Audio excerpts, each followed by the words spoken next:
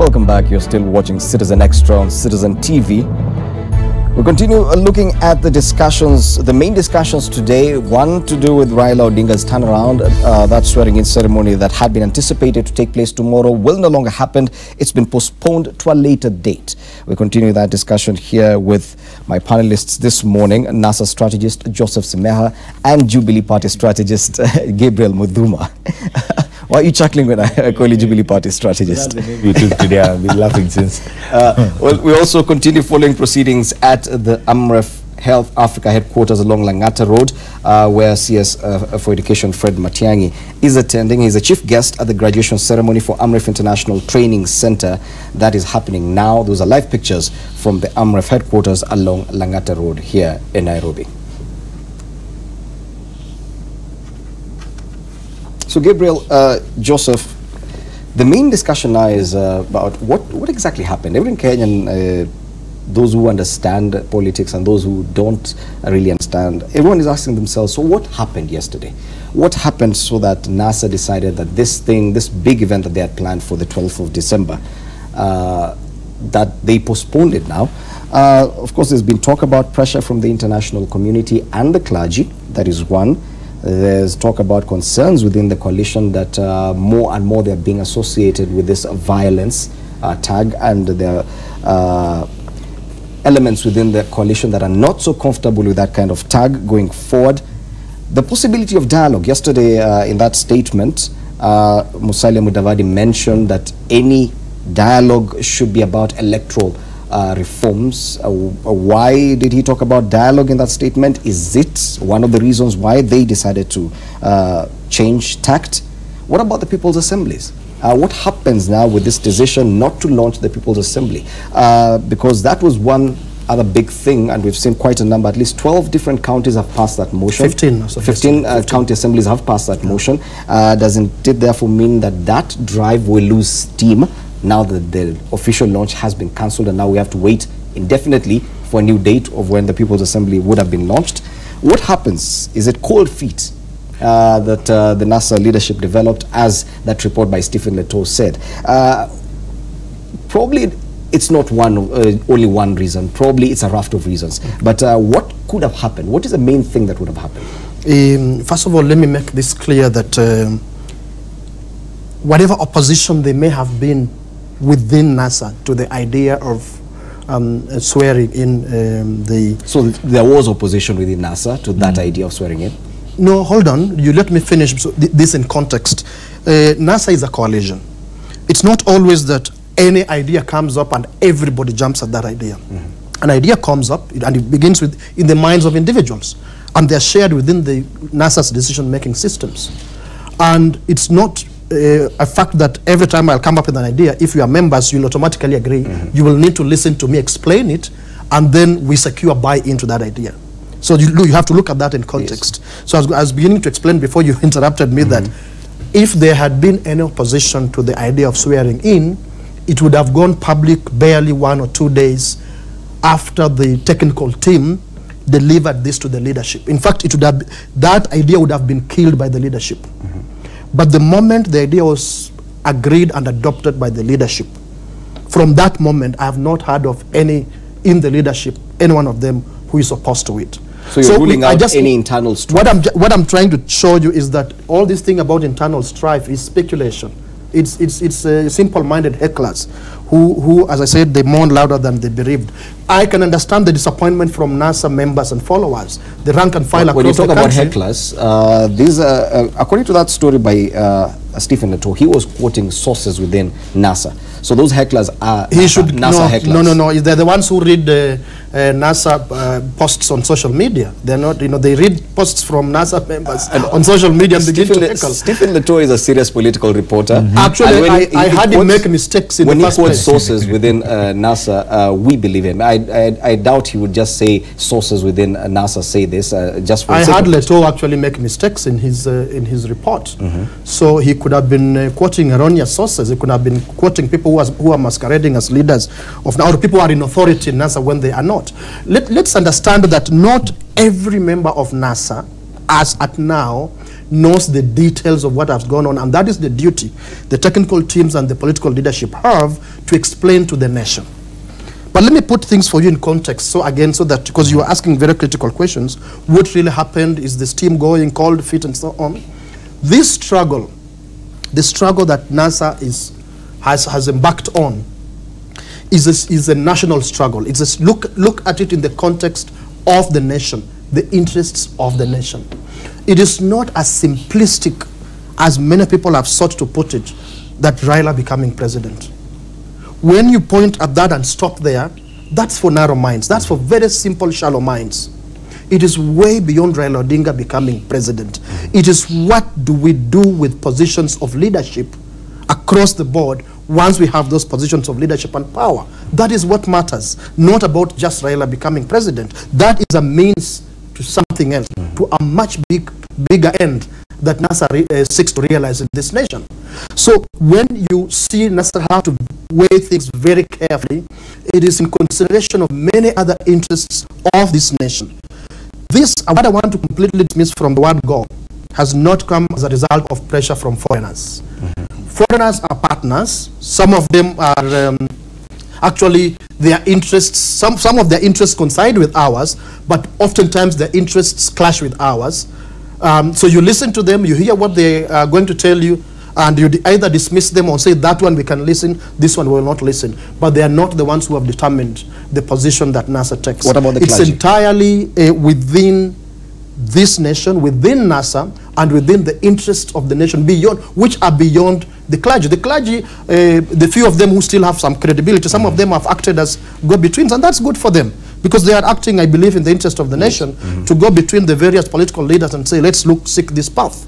So I just want to make that clear, that it is from within NASA that these decisions are made in the larger interest of the country. The challenge is to explain to the nation. It is perfectly understandable when NASA members across the country are upset and disappointed that this was the expectation, what's going on. Yes. But But at least, Joseph, you do admit that, yes, there are people within NASA who are for the swearing in, and of course, others were not. I was for the swearing in. And others were not. I do not know any who was not for the swearing in, other than now that you say that it was a decision, there are those who must have prevailed upon others that let's not go for this. Not at all.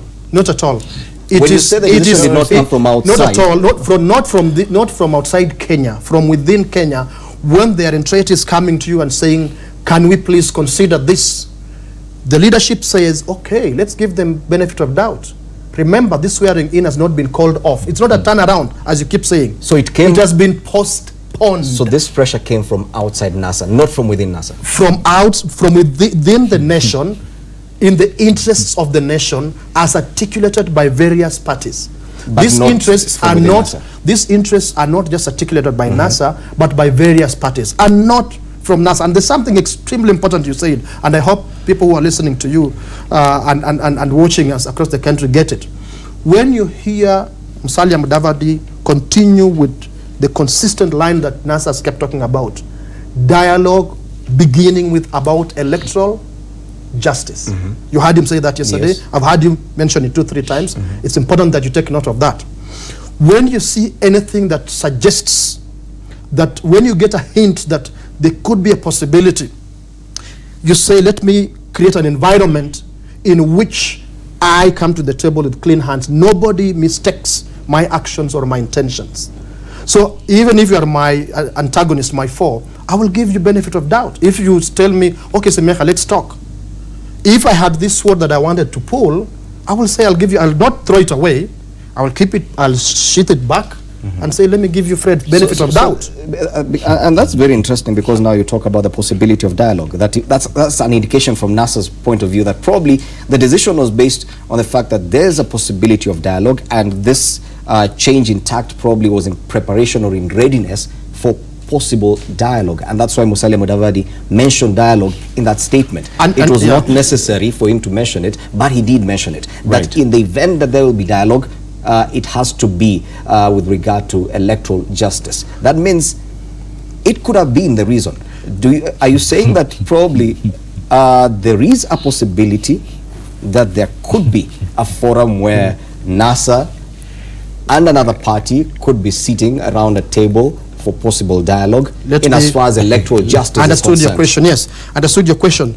Let me tell you, this has been NASA's very consistent position, that let us approach the crisis in this country through national dialogue and national discussion around the table. And NASA has put on the table all the issues of contention that, you know, we need to discuss as a nation, not limited to, but including electoral justice as a beginning. Electoral justice as a beginning, because it's extremely important that it's through that system that you choose leadership that facilitate many other things, including dialogue, because a nation needs to have continuous dialogue, not only when it is in crisis. Okay. So let me just make it clear that that has been NASA's consistent position, that let us have dialogue.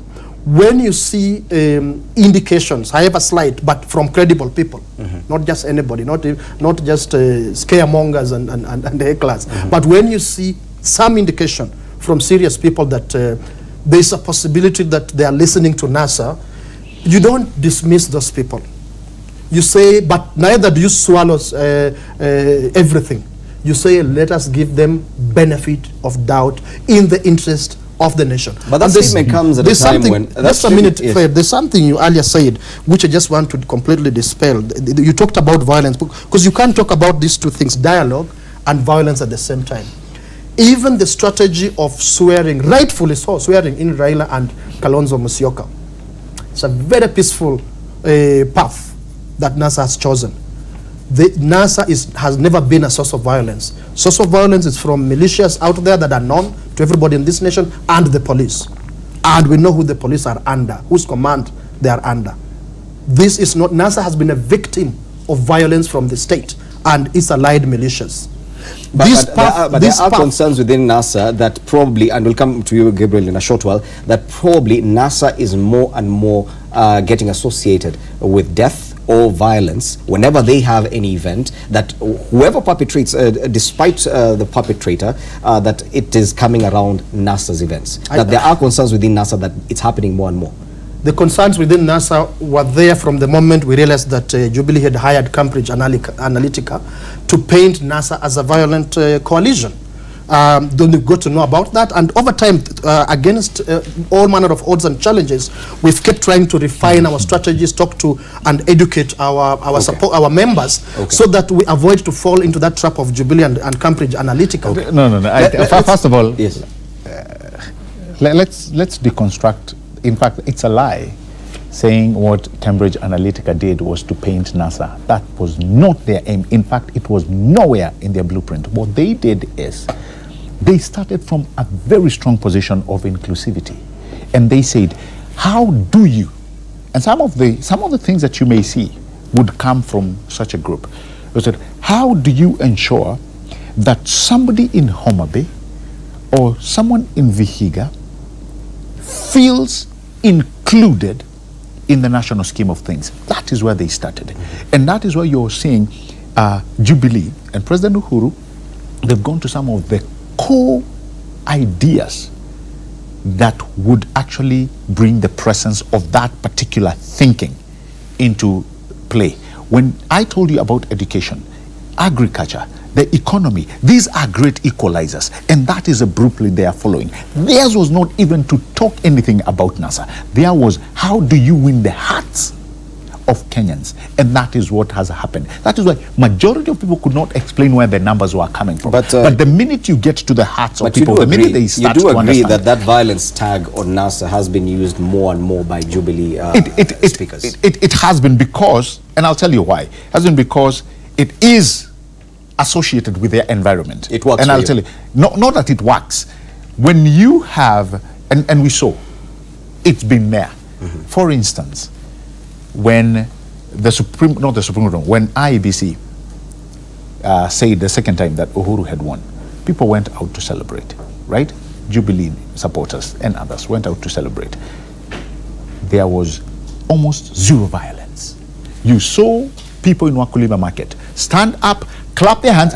I am saying things that you saw. Yes. Clap their hands, sing, and go back to work. Zero violence. So you have here, and again, I know IPOA is still investigating. We need to give them time so that they can investigate that. But there has been an association with NASA's when they go for rallies, there is a likelihood that they are infiltrated by people who cause violence, who cause chaos, and actually we saw that manifest during the elections, the repeat elections, where you had 4 counties which never participated because of the existence of a hostile environment. But let me come very quickly to the questions that you had asked about Musalia, talking about electoral reform. So you remember over the weekend, President Uhuru last week, President Uhuru came out and said, you know what, I am done. I'm not talking about no dialogue. He said, I have already set up dialogue all the way to talking with the common mwananchi. We are dialoguing, we are talking. And the issue that he is so core in his manifesto today is to ensure nobody ever carries that banner of inclusivity again, such that they will sit down and ask themselves, Wanjiku will ask herself, who is excluding me from the grand scheme of development? Who is excluding me? Is it the national government or is it my county government? When we sit down to talk about positions, when we sit down to talk about power, what does it do for you? And I think when Brother Sameha here is talking about the likes of Farah Mahalim, I started by telling you, voices of reason prevailed in the meeting that we saw getting postponed. I think it's the voices of reason that within prevailed. NASA. Within NASA. And the pressure did not come from No. And the reason why I'm telling you this is that within you still have principals who believe that they have political mileage and political years ahead of them. The likes of Kalonzo Musyoka, even the likes of Mudavadi. And that's why Mudavadi is saying, you know, we need to be able to discuss about electoral reforms. And albeit as the fact that he's talking about electoral reforms, they are actually not willing properly with the swearing in. Okay. It doesn't, I mean, Joseph, look at it this way. You cannot talk about electoral reforms and then still talk about swearing in and still talk about that what we are doing is still constitutional. It is not. So the 3 of them are not marinating properly. Let's leave it there. Of course, we'll come back to Joseph. I am sure you want to respond to that. I do understand CS for Education, Fred Matiang'i, is currently addressing the gathering at the AMREF headquarters along Langata Road. Let's listen into what the CS has to say. The CEO of the Higher Education Loans Board, who walked in while we were settled, my colleagues from the Ministry of Education, led by our Technical Advisor, University Education, Dr. Flora Karemi, the Group Chief Executive Officer, AMREF Health Africa, Dr. Girinji, the Director of Training, Heads of Department, esteemed graduates, parents, guardians, the AMREF Health Africa fraternity, invited guests, colleagues, ladies and gentlemen. It gives me great pleasure to join you at this auspicious occasion of the 31st AMREF Health Africa graduation ceremony. I wish to congratulate the AMREF Health Africa fraternity for this great accomplishment since the inception of its training center in Nairobi in 1987. It is indeed commendable that today the AMREF International Training Center, AITC, transitions 560 health professionals with diplomas and certificates to bolster the health workforce in Kenya and beyond. There is no doubt that these health professionals have acquired the necessary knowledge, skills, and competencies to effectively play their role in the health sector in our country and within the region. I commend the faculty and the AMREF Health Africa management for these great academic achievements. Ladies and gentlemen, it is the desire of the government of Kenya to have a seamless working relationship across the ministries of government. And that's why in this respect, my ministry is committed to building synergy with other ministries, including the Ministry of Health, which is a critical partner in the success of AMREF Health Africa. I believe that through such collaborations, we as a country will be well positioned to actualize the Vision 2030 that we have set for ourselves. We are living in a global village whereby the international agenda contributes to the national development programs.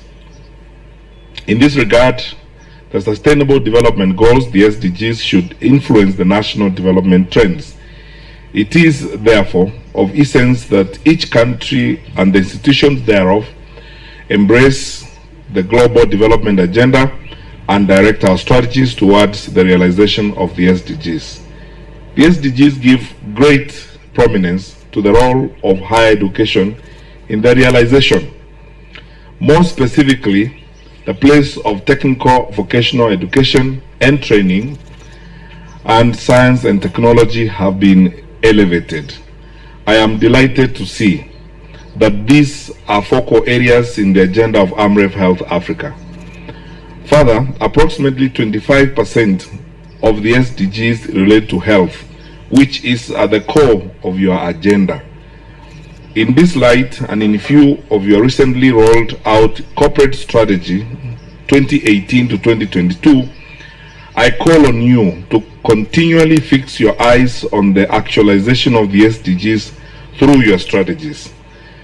The Ministry of Education has initiated reforms geared towards strengthening the technical vocational education and training and the university education subsectors, with a view to ensuring that there is adequate provision of skilled human resources, research outputs and innovations to drive the national and global development agenda.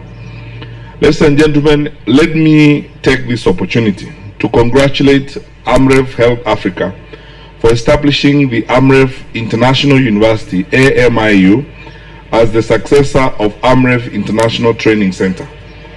I am I'm pleased to inform you and confirm that we subjected your institution to a very rigorous assessment for accreditation.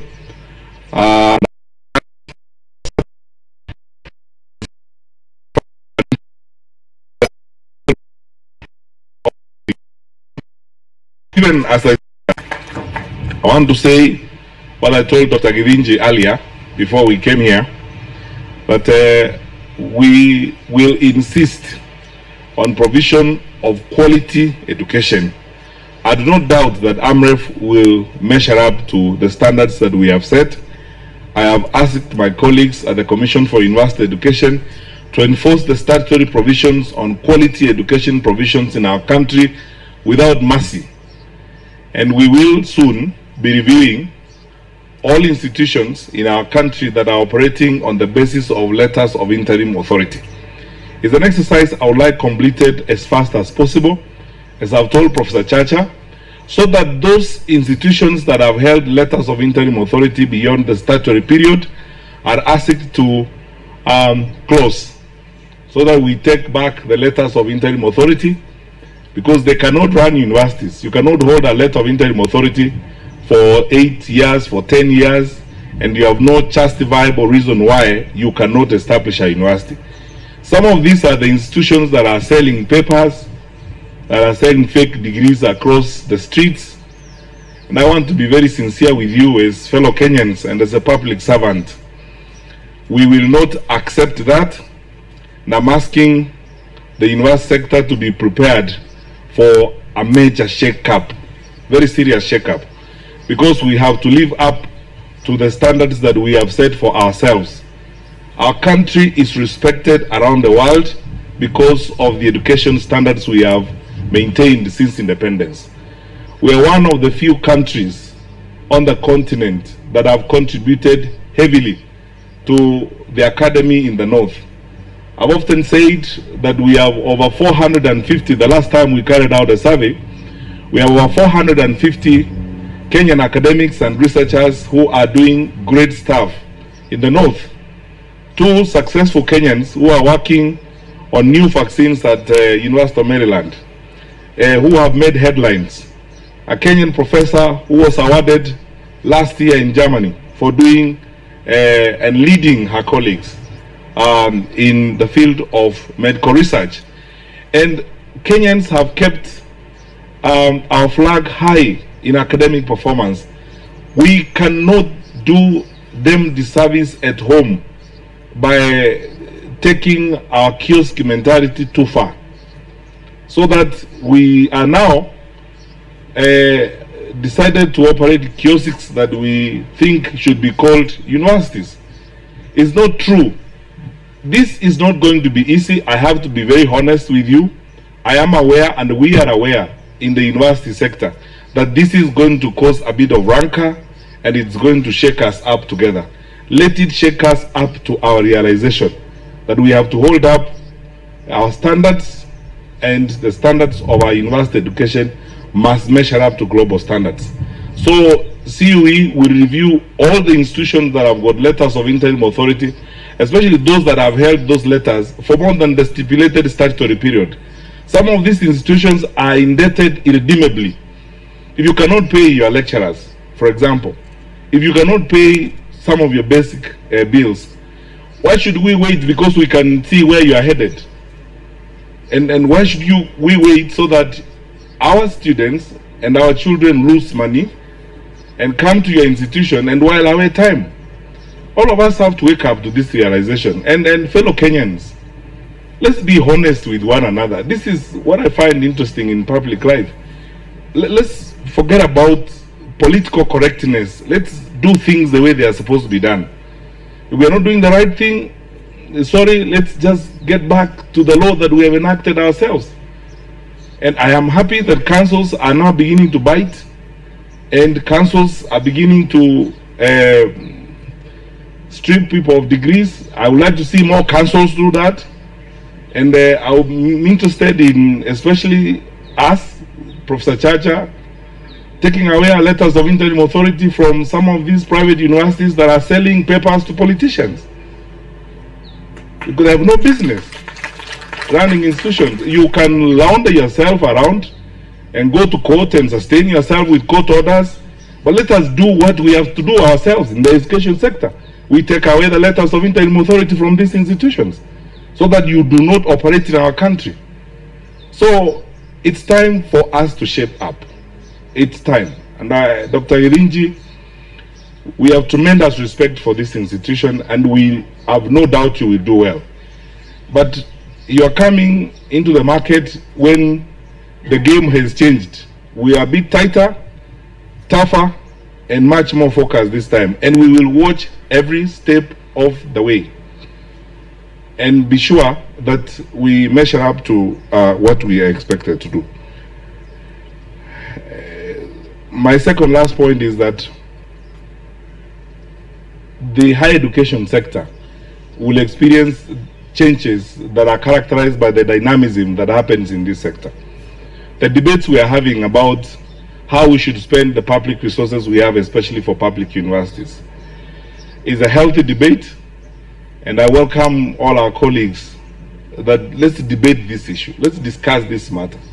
From where we stand as government, we think time is here for us to ask and answer the hard questions. Can we sustain all these institutions? First of all. Secondly, do we have the requisite capacities to provide quality education? And we will go into these issues. And Professor Chacha, let's debate these issues, all of them, including what up to recently was a no-go zone for many of my colleagues in public universities. Student reviews. They work in other parts of the country and other parts of the world. Why can't they work in our public universities? Let's debate. Do we allow students to review lecturers and professors based upon which their tenure will be extended or confirmed, or whatever the case may be? Because many of these students pay their way. They bring resources. Are they getting value for the resources that come into their institutions? This is a very honest question to ask. And it's a very sincere thing we should go into, all of us. Because we know that in some universities, our children are not being taught. And we have had cases of missing marks and so on. We will not run away from our responsibility and hope that somebody will do something and it will get away. Time is here for us to face these issues head on and deal with them and the challenges that we face. Otherwise, we will soon be bypassed by others. And yet, we have a huge opportunity as a country to grow our higher education sector.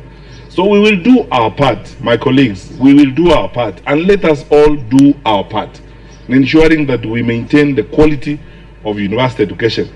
Even the funding issues, let us debate them, but we insist that resources must go to specific programs to existing students. The era of being given money by people just looking at you and liking you and giving you money is gone. It has to be scientific. We must justify why we are giving you money. That's why we introduced the differentiated unit cost. We will fund students per programs and numbers. What dental surgery costs in Moi University is what it costs in Nairobi University, it's what it costs in JKUAT, and that is how the DUC operates. There's no reason why we should give one university more resources than another, and especially when we cannot scientifically justify that. So these are discussions we need to have. But I want to be honest with you as a honest public servant and tell you we cannot go beyond here. We've gone too far in hurting our higher education. We now must change. And whatever it's going to take, it isn't going to be easy, I know. It's going to be a bit rough, but we are ready. So belt up. It's going to be tough. We have to face some of the things that we have tried to avoid in the past, so that we look at the quality of what we are doing and the quality of the programs that we offer. That's why I see AMREF as a critical ally to us, an institution that has an established tradition of quality. And because of that, we will be looking at institutions such as this for expansion, because then they can take some of the pressures that we have. And if you expand because you have a tradition of quality, you are likely to give more quality programs and save us some of the pains and challenges we have seen in some of our institutions across the country. But time is here for us to do the right thing. And that's my message, and my colleagues in the higher education sector. We cannot postpone this problem to tomorrow. We cannot postpone it to our children and our grandchildren. We have to deal with it now. And how we deal with it is that we have to solve and deal with the mediocrity that we have lived with, the incompetence, the problems related to poor governance. You have seen what is happening with some of our private universities. The lies we have been living are now coming to light. It's time for us to have a meeting with the truth. The truth is now knocking on our door, because we have mismanaged institutions for a long time and lived a lie, and the truth is knocking on our door. So some of these institutions will not survive, I can tell you. But those that survive will be better, because we are going to insist on higher standards in the management of university education in our country. So, AMREF, we are proud of you. We congratulate the graduates today, and Dr. Githinji and your faculty. We thank you for the selfless commitment and service you are giving to our country and our continent. And we assure you that all our agencies will be summoned to work with you and support you as you continue to offer education to our people and contribute significantly to the health sector of our country. May God bless you indeed, and let's keep serving our country and our continent to the honor and glory of our God. Thank you.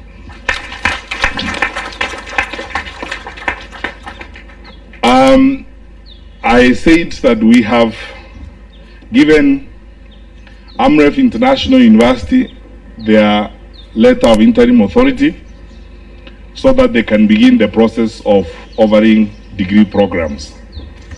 I have the pleasure now of presenting the letter of interim authority to the Chief Executive Officer of this institution. And for me, Dr. Githinji, it's a serious covenant on quality and giving good stuff. You don't shake my hand for nothing. I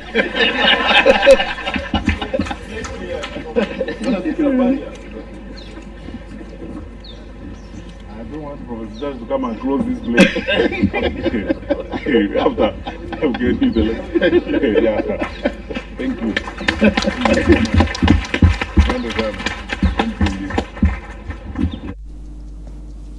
Yes, CS for Education Fred Matiang'i there, handing that letter, authority for AMREF Health Africa, to actually offer degrees at the university, handing that letter to a CEO of AMREF Health Africa, Dr. Githinji Gitahi.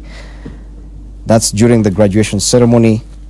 at the AMREF International Training Center along Langata Road here in Nairobi. Back in studio, we do have, I'm still here with Joseph Simeha and Gabriel Muthuma, both political strategists. One speaks for NASA, the other speaks for Jubilee Party. So let's be clear on that.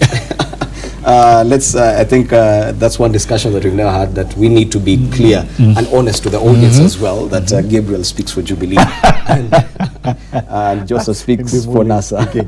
But you want to respond to a few things that Gabriel said with regard to what's happening and the pronouncements by Musalia Mudavadi. One of them is on dialogue, and Uhuru Kenyatta, the president, has been clear that he's not interested. At least he says that publicly, that he's not interested in any kind of discussion. But it appears that NASA, and given that kind of statement that Musalia Mudavadi made yesterday, that there's still hope for dialogue on your end. Now that there doesn't appear to be that kind of goodwill from the other side, where does that leave NASA?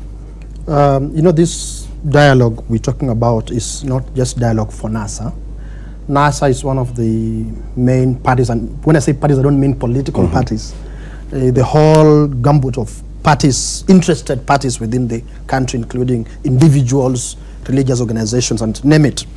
And so this dialogue is not just about NASA, it's not just about Raila Odinga or Uhuru Kenyatta.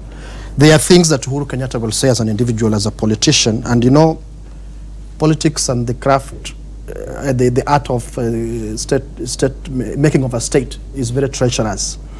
There are things politicians say for ordinary minds. They go out there in meetings and shout those things. But there are things politicians say about and in critical, delicate processes. So are you saying you doubt President Kenyatta's I'm not saying I doubt. I'm not saying I doubt Kenyatta's pronouncements out there, but I do know that Kenyatta's pronouncements out there, many of them are meant for the ordinary minds in Jubilee, especially the ones who would like to say, this one is winning against the other one. There are those on all sides, for whom you have to speak in a particular way, to assuage them. You know, there are those who see nothing in Raila other than this Jaluo. So there's a certain way in which you have to speak to assuage them. But in the process, if you have reason, as many politicians have, even when they disagree bitterly, behind the scenes, there's a different language you speak. If and when, either voluntarily or coerced and cornered, you have to now put the nation, the country, at the fore, you know, of any interest that you are negotiating. So that needs to be understood. You know, it's understandable when some people, you know, jump onto those statements and say, but you see, Kenyatta has said this. There are things that Raila Odinga also says that we know that he has to say this for stability or to assuage certain constituencies. But as I said earlier, there are certain things that are extremely delicate within coalitions, and then even within the art of you know, the making of a state in a nation. It's treacherous, Fred. You better know that. It's important that we have that in mind, that there's a lot more that goes on behind the scenes that we are not at liberty to discuss on this show. But what we are at liberty to say is that there have been invitations from Jubilee to NASA to come so that they can be, you know, what they like to call nusumkate, that let us talk about how we can be together in government. And NASA has consistently rejected that and said it will not happen. That is not one of the things we are considering. What we are saying is that we must have a legitimate government in place. Okay, you've captured the state, and so you have been sworn in and you are there. You're still a party to this in this nation. We still insist that the best way is to talk. It's not the only way. It is the best way.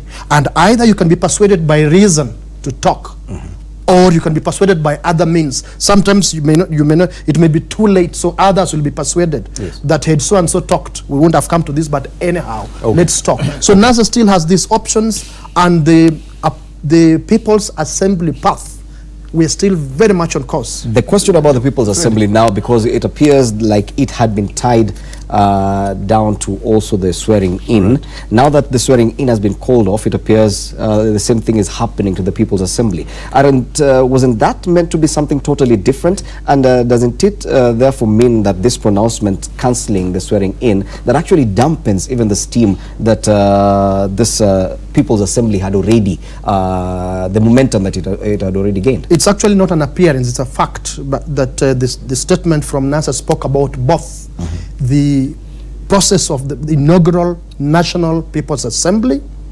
and the inauguration of the leadership. Spoke about those two things in one statement, that they are tied together. This is, the swearing in is to provide leadership to the People's Assemblies, but not limited to the People's Assemblies, to the country. So when this is postponed, the same statement said that therefore we are postponing the inaugural National People's Assembly, which would then discuss rules of procedure, who and what, where, and so on, before the ones in the counties kick off. Remember, you know, these things are being cemented in law within the county assemblies. So far, we are at 15, and we are still counting. So the process has not been dampened or stopped. It's still going on. But now we have a duty to explain to people what larger interests are at stake that need to be given benefit of doubt before, again, should need be, go that direction of let us have to swear in the president and his deputy. Okay, final comment on this. We need to change very quickly. Yes. And I'm liking he's here because we'll ask him this question. Are you not surprised that all the time we talk about dialogue? Nobody has ever fervently told us what kind of dialogue they need to talk about. Well, they've been clear that it's about electoral justice. Absolutely. President Uhuru made it very clear. The facts that affirm a president has been duly and legally elected have already been exhausted. Okay. So he's not going back there. What other forms of dialogue are they talking about apart from power? The only thing which I think comes to mind, and in 1 minute I'll tell you, the president has been very clear about the kind of dialogue that he wants, because it has already been shaped up in our constitution. He says all elected leaders have a fora to engage the public on the dialogues that will drive the country forward. His agenda has been, we are dialoguing, we are talking every day. Okay. Every day we are talking, and the institutions have actually proved I'll allow you to respond to that briefly. We need to change tune and discuss about the big event today, and that's the Supreme Court giving their justification to the upholding of the election of President Uhuru Kenyatta on October 26th. But briefly, you can respond to this before we head to the Supreme Court. Yeah, just a quick one that is perfectly understandable again, and I've used this term a lot about the different kinds of minds we have in this country. It's perfectly understandable when some people cannot understand that dialogue, when you say dialogue, it is well beyond their understanding, what they've always known. NASA has been very clear. It's put on the table: electoral justice, system of government, protection of the independence of the judiciary, security services, and there are many others. I don't need to go into that. No, it's in the public domain. But of course, should it surprise you when some people do not see that? It doesn't surprise me. Okay. Or does it surprise you? Let's hold it there. Let's hold it there. They forget Parliament. Let's head out. Parliament. Go to Parliament. Gabriel. It's not the president. Okay. Parliament. Let's now head out to the Supreme Court. We do expect this afternoon the judges of the Supreme Court will be giving their detailed justification of the ruling which upheld President Uhuru Kenyatta's election of October 26th. Let's now link up with our senior political reporter Jackie Maribe outside the Supreme Court. Jackie, what's happening there? Freddie, it's quiet as it now because, as you said, the judges will be making their way here in the afternoon. We do expect them to be in chambers at 2 p.m.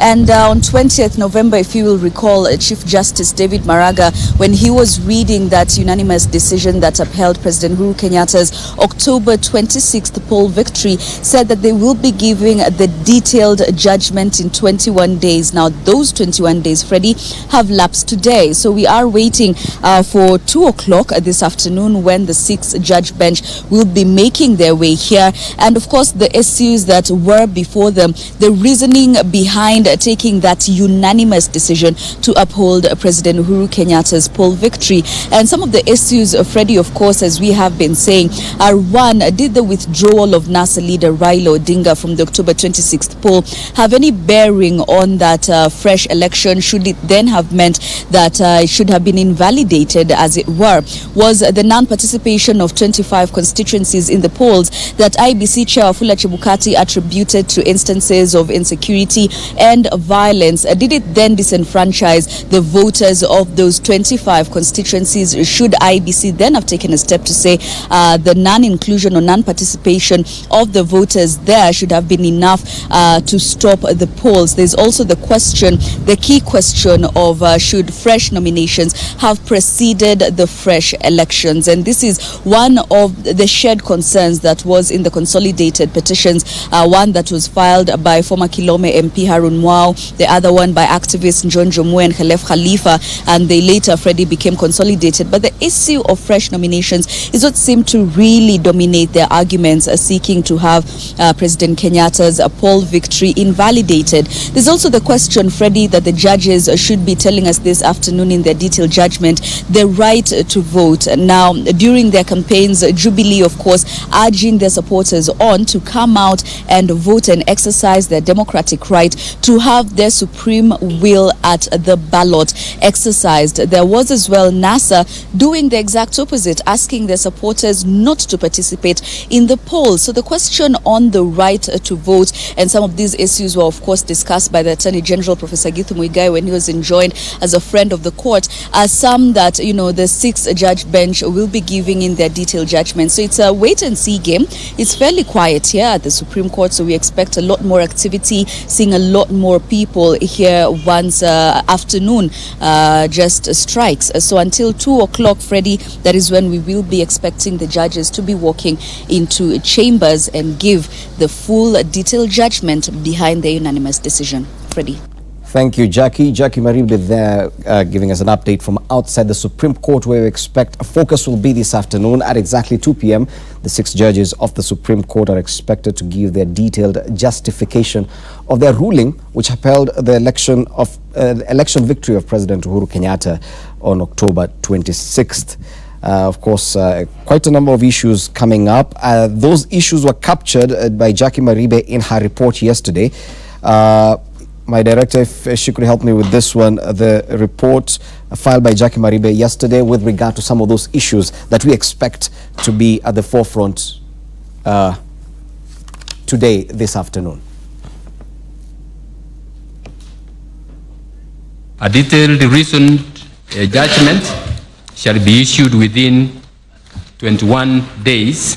14 issues that had been raised in 2 consolidated petitions will inform the full and detailed judgment that the Supreme Court is expected to give Monday afternoon as the 21-day window for the Apex Court lapses. Details that explain just how the 6-judge bench unanimously resolved to uphold President Uhuru Kenyatta's October 26th election victory. The petitions filed by former Kilome MP Harun Mwau and civil rights activists John Jomwe and Khalef Khalifa thrown out for lack of merit.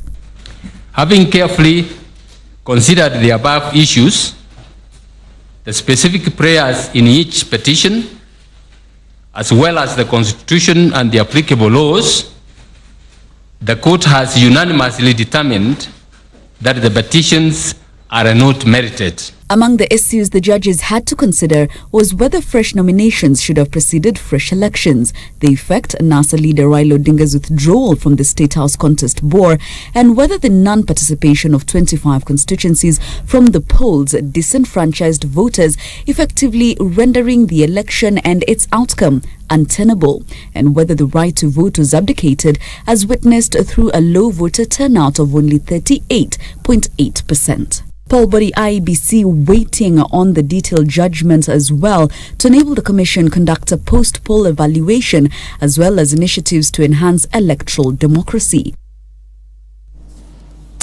Joining my panel in studio now, lawyer Stephen Mogaka. Good morning, Karibu Sana. Good morning. We're still in studio with Joseph Simera, NASA strategist, and Gabriel Mudhuma, Jubilee strategist. You like that name, man? Bwana Mogaka, of course, this time round, what's happening is that the amount of interest in this detailed judgment, detailed justification of the ruling made by the Supreme Court, seemingly does not generate as much interest as it did previously, especially after the nullification of the August 8th process, that detailed justification was eagerly awaited because even the IEBC was keen to understand exactly why the Supreme Court made the judgment it made. But it is still of interest to find out what pronouncements will be made by the Supreme Court. Why is this? What kind of impact do we expect? Thank you, Fred. The judgment or determination after the 8th August election was very critical because arising out of the Supreme Court pronouncement, IEBC needed to know what to do or not to do in the 26th election. And so were the candidates, because what was pronounced by the Supreme Court would determine how the 26th election would be conducted. Now, the judgment we are expecting now is going to impact on how the 2022 elections are going to be conducted. And so far, because it is so far away, that is why it is not, ruffling so much feathers at the moment, because people have time to plan for it. It is a judgment that is going to inform the jurisprudence on how elections ought to be conducted, and the questions being answered now are going to be significant in the 2022 elections, or to inform the legislature on what they need to address before the 2022 elections, and also to inform the academia, particularly the legal practitioners, on how to prepare and handle election petitions arising out of the 2022 elections. So everybody has a lot of time to look at what comes out of today's Supreme Court judgment. Yes. Of course, even the academia is going to use the judgment to teach their students, and particularly those students that are interested in election law, on what is the direction and the kind of interpretations the provisions of the law and the Constitution are going to be taking whenever one takes up a matter in an election court. Okay. Joseph Simela, of course, NASA did not take part in the October 26th process, but the pronouncements today by the Supreme Court should and could be of interest to NASA as well, given that you're still pushing for electoral justice, and this has to do with elections and how they'll be handled in future. How much of an interest do you have in the pronouncements today? Absolutely, you captured it very well. NASA did not participate in whatever happened on 26th of October, neither did it participate in the petition. But however, the decisions of the Supreme Court with regards to elections are of extreme importance to the entire nation. Yes. Up to, of course, and including NASA. And what we are really looking forward to, the Supreme Court of Kenya set a critical precedent on the 1st of September. Of course, it gave details later, but decision was made on the 1st of September, and the operative words being fidelity to the Constitution and applicable laws. That was so important that what we would like to see and what we are looking forward to is the judges answering the 14 issues that they framed, that were framed by the court, the petition process, in support of their unanimous decision, because the decision was made and it's based on consideration of the issues as framed. We would be wanting to see what the applicable laws show with regards to the need for a fresh nomination or not, what a withdrawal means, how, in what circumstances is it accepted that this is legally binding, and so on and so forth, and all those other issues. So the operating words for us in NASA is fidelity to the Constitution and applicable laws. And secondly, and also just as important, we are not worrying about 2022 elections. We are worrying about the present day Kenya, today, tomorrow, and day after. Because elections could happen anytime. Elections, nobody knew, like in Nyenze's constituency, there was going to be an election. Elections could happen, even presidential elections could happen anytime in the next 6 months or so. The legal aspect of the fight we're involved in is important. The judiciary is a critical institution to this fight that we're involved in to rescue this country from state capture. So we want to see whether the Supreme Court is using the sword they've been given to cut in the interest of justice. Because what we are fighting It's about injustice. Okay. And the courts have a very critical part of that. So it does matter to NASA a lot. Gabriel, for Jubilee, of course, your approach must be very different, given the fact that this time round, it's a done deal. Correct. President Uhuru Kenyatta has already been sworn in. Right. Whether or not the Supreme Court will go out and justify their reason for upholding his win is neither here nor there for Jubilee. Correct. And apart from the comprehensive reading, you know, majority will want to see. We now know that, you know, you can boycott an election, you know, and probably expect to, you know, to reap from the same, but that the Supreme Court unanimously, you know, gave a decision that, you know, that won't happen. So really you cannot create a scenario and then expect to actually reap from the same scenario that you created, albeit the fact that you brought violence into it. So apart from that, I think what Jubilee may be wanting to, specs here and there, did IEBC get it right? And if they get it right, to what extent, to which extent did they get it right? The other thing is, you know, we saw like the counties of Homa Bay, Siaya, you know, Migori and Kisumu, the violence that, you know, precipitated, and about 20-something constituencies never voted. You know, how does it, even though it's captured in our constitution, the fact that IEBC moved in to actually claim that was a creative suffering, that was a creative, you know, atmosphere or an environment that was put in, will it affect, you know, other elections in the near future? And by the way, that actually shows this country and the people who would want in the near future, like probably my good friend Simeha or myself or Wakili here, if we were to run in the near future, we exactly know where we fit in the grand scheme of things, whereby you can say you boycott and expect an entire election to also be, you know, being put to a halt. I think that answer has actually been clearly answered, and it's so core, because that was my main concern, and many other people within Jubilee I know that were concerned about the very same thing. Because if we were to take that precedence, that would mean even an MCA would never lose, because if I know I'm losing, all I need to do is boycott and expect the that particular seat to be nullified. So I think IBC and to me, I would want to see how far they got things right, and what needs to be changed. I hope that judgment is so comprehensive that some of the things that we are not able to do, because again, we are not expecting a perfect, let me use those words, a perfect process. What do we need to work better, or on better?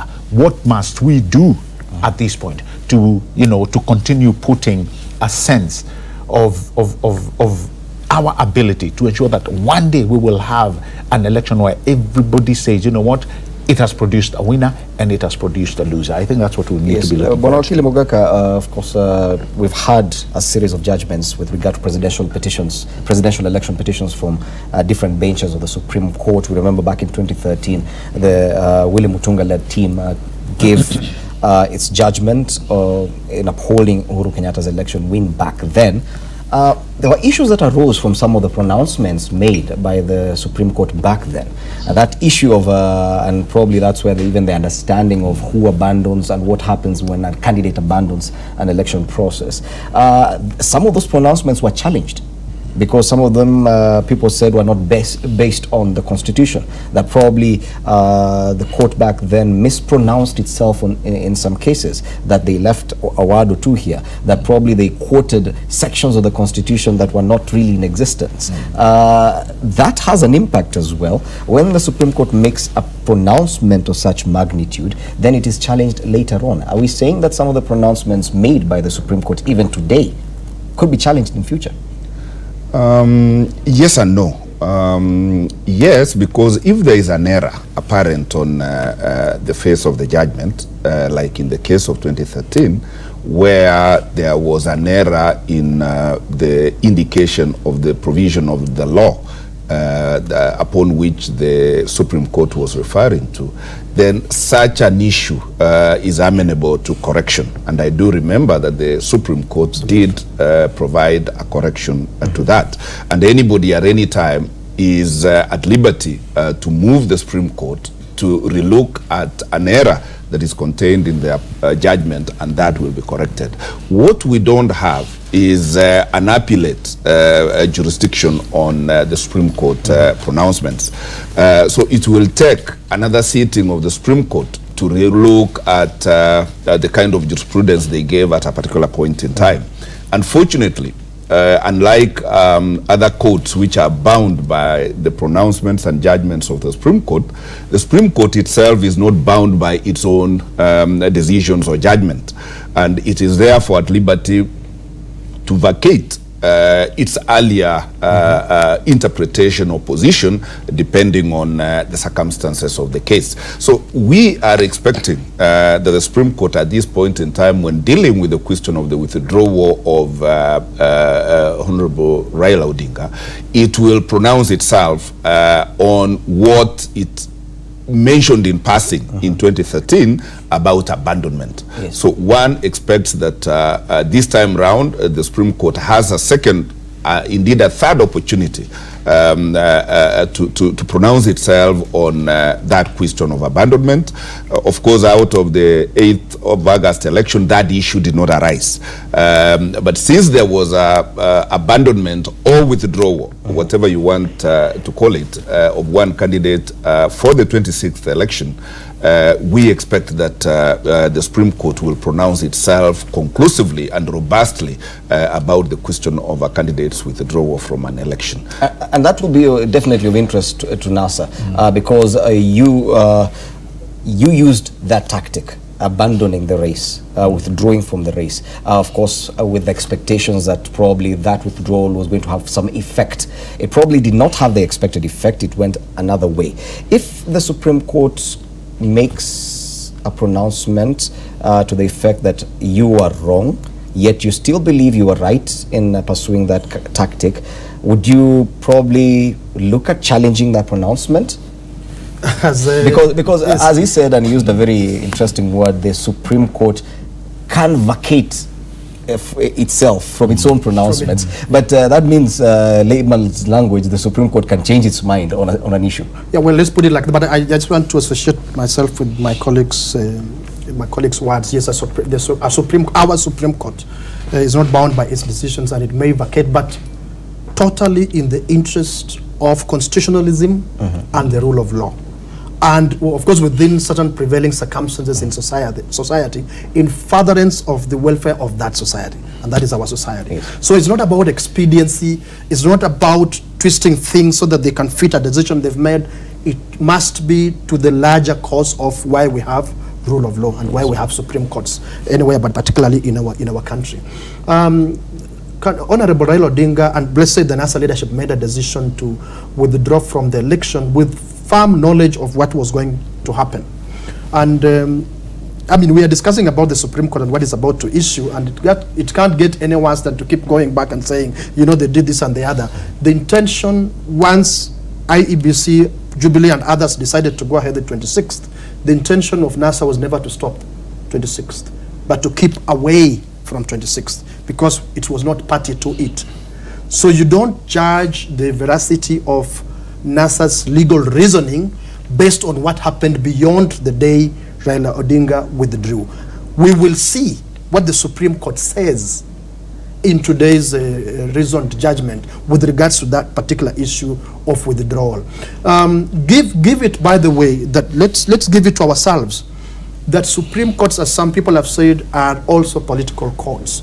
There are things you may want to force the Supreme Court to put on a narrow jacket on an issue and pronounce itself, and it cleverly tells you, solve that thing out there. Either go back to Parliament or solve it out there politically.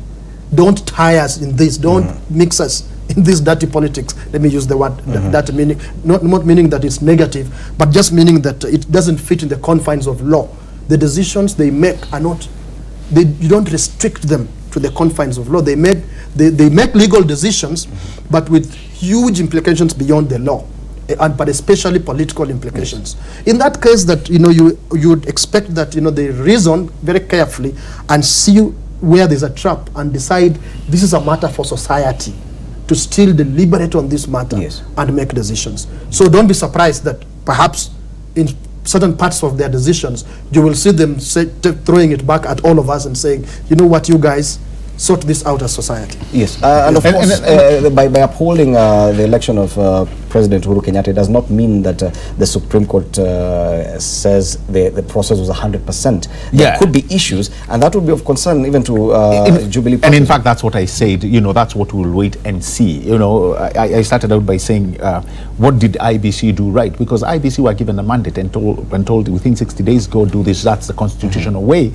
you know, of what we had. And there are some things, you know, which we saw IBC do. For instance, you know, the exit of one Chiloba, and he was replaced by what you call a project team, which was only to report to the chairman. You know, those are some of the things that happened. The other thing was how the transmission was coming in, and actually some of the way they were to record. There was no USSD at this point. Everything was coming in as an image. Did that change the scope of how we looked at it? Probably it did. If it didn't, then the Supreme Court will actually give us the comprehensive judgment, and we'll be able to read and actually see what will we do. That's why I said we must also study the document and find out what can be done, what can be changed, and what are the right apparatus to use heading on to 2022 and the elections, probably the by-elections that we may see, you know, springing up here and there. So we still have a lot of work to do, but fully well, we must realize this, Fred, for the sake of Kenyans and the society at large. I don't think we'll ever come to a time where we'll have something called a perfect